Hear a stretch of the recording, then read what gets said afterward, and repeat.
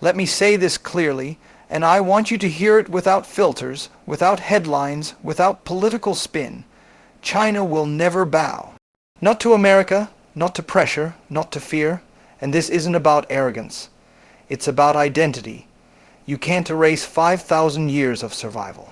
You can't silence a civilization that has rebuilt itself through famine, war, invasion, betrayal, and revolution. And you definitely can't intimidate a people who have learned to build from ashes. When I look at the world today, I see a game being played, a game of power, of narrative, of dominance. And I know this game well, because for most of my life I had to play it with the odds stacked against me. I wasn't born into wealth. I didn't have the Western education. I was rejected from jobs, from schools, from institutions that said I wasn't good enough. So I understand what it means to be underestimated, and I also understand how dangerous it is to underestimate others, especially those who have been silent for too long. The West has been loud, but China has been patient, and the world is starting to feel that shift. Now, I'm not here to attack. I'm not here to celebrate conflict. That's not who I am. But I will tell you what most people won't say out loud. You can't bully your way into the future. You can't keep treating other nations, other cultures, other voices as side characters in a movie you think you're directing. Because one day, those side characters start building their own scripts, their own economies, their own systems, their own influence, and when that happens, the rules of the game change. China is not trying to copy America. That was never the goal. We're not here to become the next America. We're here to become fully China. And you need to understand the psychology behind that. Americans are raised on the idea of individual success. Be the best, win the race, dominate the industry. In China, we are raised on the idea of collective perseverance, endure the storm, outlast the pressure, rebuild again and again until we cannot be ignored. That difference in mentality creates two very different kinds of power. One is loud, the other is deep. One burns bright, the other burns long, and history will show which one lasts. You see, every time someone tells me China can't innovate, I smile. Because I've watched young people in my country create world-changing companies from dorm rooms and street corners, not because they were given everything, but because they were given nothing and still made something. That's power, and power doesn't always look like tanks or headlines or sanctions. Sometimes it looks like millions of minds waking up, quietly, steadily, relentlessly. It looks like factories that don't stop, schools that don't sleep, cities that rise out of dust. And yes, it looks like a country that refuses to be defined by another country's opinion. So let me say it again. China will never bow, not because of pride, but because of memory, because we remember what it feels like to be carved up, dismissed, and dictated to. We remember when we had nothing, and we remember how we climbed back. So no matter how many speeches are made, how many threats are issued, how many fingers are pointed, we will still build. We will still learn, we will still rise, not against you, but beside you, if you let us, because the world doesn't need another Cold War. It needs a cold truth. No one wins if we keep trying to control each other. You know, when I first visited Silicon Valley, I was amazed. It was full of freedom, speed, rebellion. Everyone was building something. Everyone was challenging something. But I also noticed something strange. For all its freedom, there was fear. People were afraid to fall behind, afraid to be irrelevant, afraid to lose their place in a system that only celebrates the winner. In China, we grow up with a different kind of fear, not the fear of losing, but the fear of dishonoring those who built before us. We don't chase fame, we chase longevity, we chase legacy. That's why China builds with patience. America builds for headlines, we build for history. And that difference creates tension, because when a country like China starts rising, the world asks, what do they want? Let me answer that clearly. We don't want to conquer. We want to contribute.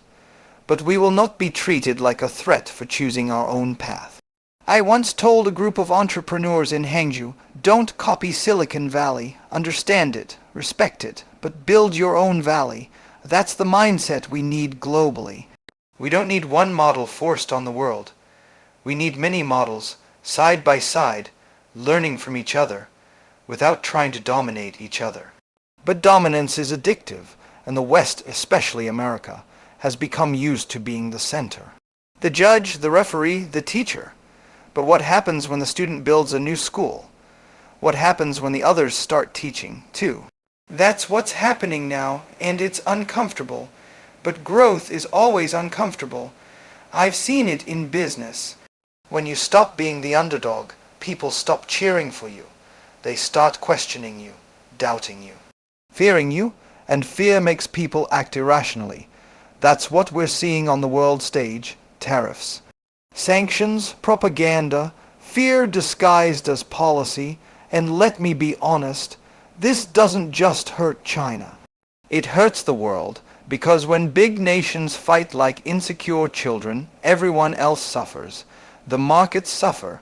The students suffer, the scientists suffer, the small businesses suffer. And why? Because some people still believe that power only works when it's sitting in one seat. That's outdated thinking.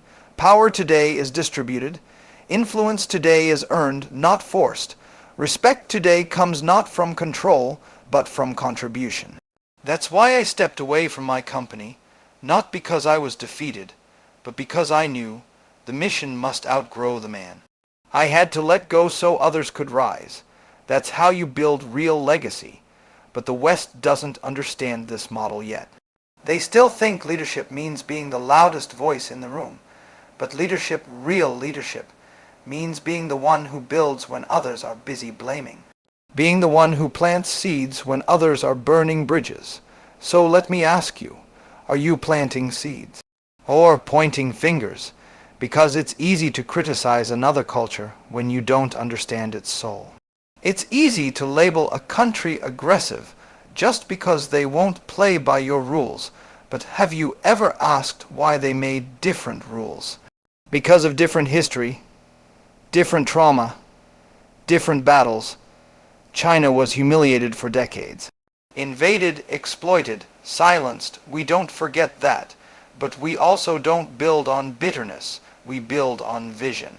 We don't rise to crush others. We rise so we are never crushed again, and yes, we are proud, but not blind. We know we have flaws, we know we have challenges, but don't confuse silence with weakness. Don't mistake patience for submission. China listens more than it speaks, but when we speak, we mean it.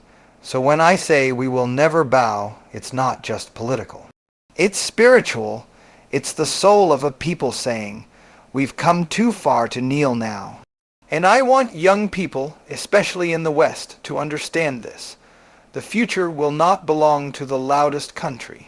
It will belong to the most balanced, the most disciplined, the most emotionally intelligent, the most collaborative. This isn't a game of war, it's a test of maturity. And maturity means you can sit at the same table with different worldviews and still build something bigger than both of you. That's the dream, not domination, cooperation. But cooperation can only happen when you stop expecting everyone to act like you. Let China be China. Let India be India. Let Africa rise. Let South America breathe. The future isn't one flag. It's a mosaic, and in that mosaic, China will be a pillar, not because we demanded it, but because we earned it through struggle, sacrifice, and silent endurance. Let me shift the lens for a moment. We've talked about nations, politics, pressure, but I want to go deeper into something more personal. Because no matter how large the world seems, it always starts with one person. It started with me. I wasn't supposed to become anything. Rejected by Harvard, rejected by KFC, laughed at for my English, mocked for my dreams, people told me, you can't build a tech company in China. They said, you're not from the West, you don't have the connections, and I believed them for a moment. Until something changed. I looked around at all the powerful people I was trying to copy, and I ask myself, do they know my people better than I do? Do they love my country more than I do? Do they understand our pain the way I do? And the answer was no. So I stopped apologizing, I stopped trying to fit into their systems, and I started building new ones for us. That decision didn't just build Alibaba, it built me. It taught me what power really means. Power is not how many people fear you. It's how many people you lift. In 2025, we have to stop thinking that power belongs to the loudest, richest, or most aggressive. That era is over. True power is wisdom, it's restraint, it's knowing when to speak and when to listen. It's the courage to grow without the need to dominate. And let me tell you something very clearly. The future will not be won by missiles or tweets.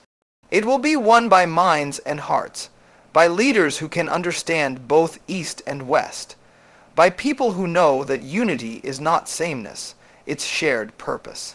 And that's where I want to leave you today, with a challenge, not to fight harder, but to understand deeper. Not to control more, but to collaborate better.